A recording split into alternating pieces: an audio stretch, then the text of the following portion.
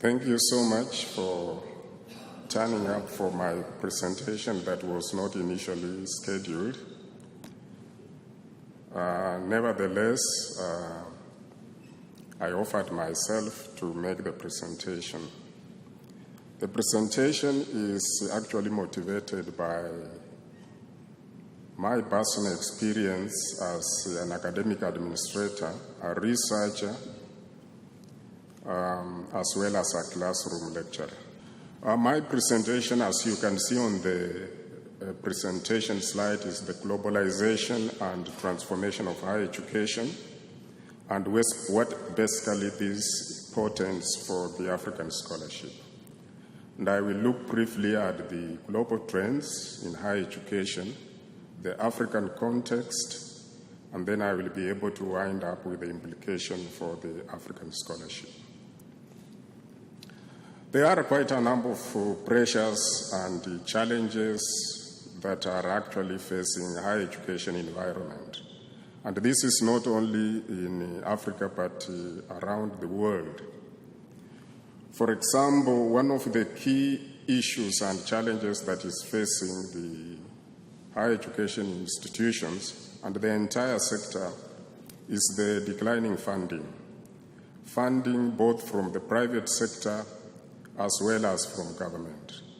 As we all know, the U.S. is actually the largest economy in the world, and most of the funding that really cascades to developing countries, and more so in Africa, has traditionally come from the American society.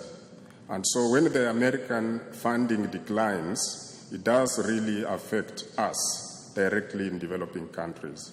And it is indicated that in the last 40 years, there has been a decline in funding, especially to research in federal spending, declining from 1.2% in about 1976 to about 0.71%.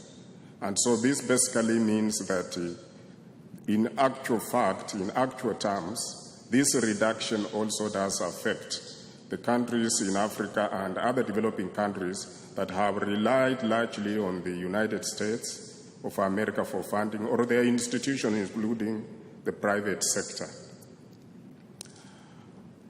This declining public and private sector funding has been occasioned by a number of factors.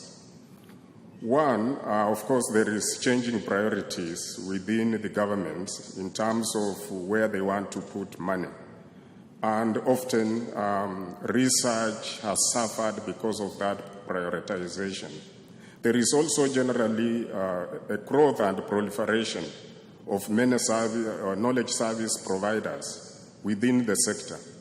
And as a result, the traditional market that the higher education institutions have relied on has actually become very much competitive and restricted, as it were, because we are all drawing for the same pot.